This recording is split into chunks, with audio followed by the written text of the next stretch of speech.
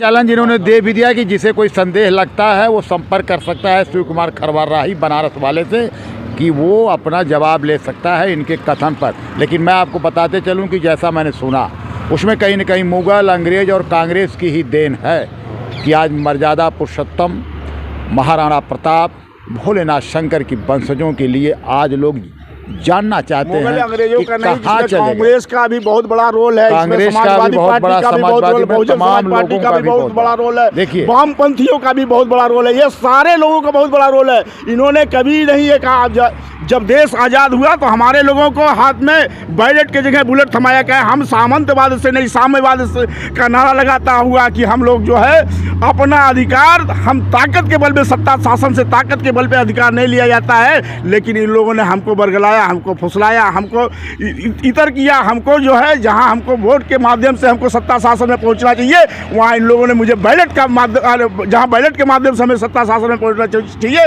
वहां इन लोगों ने बंदूक की गोलियों के बदौलत, संघर्ष के बदौलत हमको सत्ता शासन में भेजने के लिए हमको गुमराह किया, हमारे लोगों को नक्सली बनाया, अपराधी बनाया, हमारे लोगों को तमाम तरीके से प्रताड़ित किया। 2024 का समर सामने है, सभी पक्ष और विपक्ष अपनी तैयारियों में जुटी हुई है। लेकिन देश की जो विपक्ष है, विपक्ष ये कहते आया है जाति जनगणना, क्योंकि जाति पर ही राजनीति होती है हिंदुस्तान की। तो मैं जानना चाहूँगा कि भोलेनाथ शंकर का और मर्यादा पुरुषोत्तम महाराणा प्रताप की जातियाँ कहाँ हैं? वो कहाँ विलुप्त हो गई? क्या ये कुछ थे नहीं, या थे तो उनके लोग कहाँ? जातियाँ बनारस में है कि नहीं है? मर्यादा पुरुषोत्तम राम की जातियाँ क्या अयोध्या में है कि नहीं है? महाराणा प्रताप की जातियाँ क्या राजस्थान की धरती पर है, तो किस रूप में है? अरे भाई, ये आप तो जान ही लो कि विपक्ष ने, चाहे महाराजा राणा प्रताप की बात करो आप, चाहे भगवान श्री राम की करो आप बात, चाहे महादेव जी के करो बात आप, इनके जो वंशज थे वो आज विलुप्त हो गए हैं। इनके वंशज थे कोल, मुसहर, बिंद, पासी, बहेलिया, गणेरिया, सोनकर, गोंड, खरवार, चेरो, बैगा, मुंडा, पठारी, नायक। इनके वंशज थे धरकार, बिंद, बहेलिया, गणेरिया, निषाद।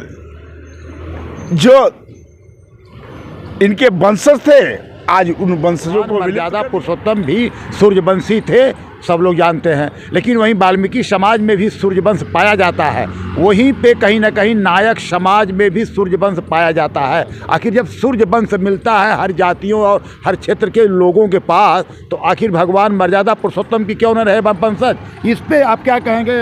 आप एक वरिष्ठ अधिवक्ता और वो भी सुप्रीम कोर्ट के लायर हैं, आपको कैसे लगा कि आप सूर्यवंशी हो और आप भगवान राम की वंशज? देखिए, जब हमारी चर्चा हमारे पिताजी और दादाजी से होती थी, वो कहते थे कि हम सूर्यवंशी हैं। मैंने ये सवाल करने से पहले रोज़ सुबह देखता था, मेरे दादा ये गाना गाते थे, भजमन रामचरण सुखदाई। ये गाना बहुत बार सुनने के बाद मैंने उनसे पूछा कि क्या रामचरण जो आप ये गा रहे हैं? कहने लगे हम हैं सूर्यवंशी और राम जो है ना, उनके जितनी भी वंशावलियाँ आज भी शुरू से, जितना हम जहाँ से इतिहास को पढ़ते हैं और यहाँ इतिहास ख़त्म होती है, वो सारे वंशावली आज भी भगवान शिव के ही उत्पत्ति को मानी जाती है। उसका सारांश मैं बता देता हूँ।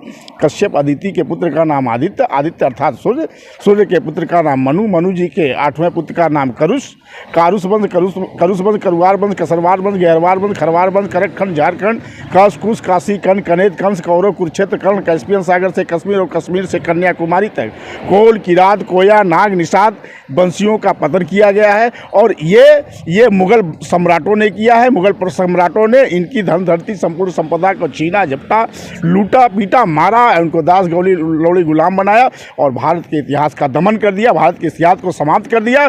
भारत के इतिहास को समाप्त ही नहीं कर दिया, इनकी मूल ही पहचान मिटा दिया, जिसको कुछ समय बाद अंग्रेजों ने सेंसस 1871 में पहला, 1925 में अंतिम रूप से क्रिमिनल ट्राइब्स एक्ट लगाकर आदिवासियों को देखते ही गोली मार दे देने का 50 में सरदार वल्लभ भाई पटेल ने जी ने क्रिमिनल ट्राइब्स एक्ट हटाकर डिनोटिफाइड एक्ट लगाकर हमें, हमारे आदिवासी भाइयों को जनजाति दर्जा दिया। लेकिन जब सरदार पटेल की मृत्यु हो जाती है किसी कारणवश, तब उसके बाद सन 1950 में ही क्रिमिनल ट्राइब्स एक्ट के तहत हमारे लोगों को पुनः जेलों में बंद कराकर आज़ाद भारत का चुनाव, जब ये सत्ता से दूर हो गए, जब इनकी बात प्रधानमंत्री जी करने लगे, जब इनके लोगों को प्रधानमंत्री जी स्थापित करने लगे, इनको राज्यपाल बनाने लगे, इनको राष्ट्रपति बनाने लगे, इनको MLC बनाने लगे, इनको विधायक बनाने लगे, इनको मिनिस्टर बनाने लगे, तो इनके पेट में पीड़ा उभर गई है। और ये बार बार इन्हीं जातियों की जनगणना की बात करते हैं। ये हमारे लोगों को मूर्ख बनाते हैं, हमारे लोगों का दमन करते हैं। इन कांग्रेसियों ने, इन मुगलों ने, इन अंग्रेज़ों ने जिस तरीके हमारे इतिहास का पतन किया है, मैं आपको स्पष्ट कहना चाहता हूं कि सूर्यवंश में मैंने बताया कि मनु के पुत्र 8वें पुत्र का नाम करुष था, और इन्हीं करुष वंश से भारत के इतिहास का जो शुरुआत होता है, इन्हीं मनु के 48वें जो है वंश में भगवान वो सत्यवादी राजा हरिश्चंद्र जी उत्पन्न हुए। इन्हीं के 61वें या 62वें वंश में भगवान राम, मर्यादा पुरुषोत्तम राम की उत्पत्ति हुई।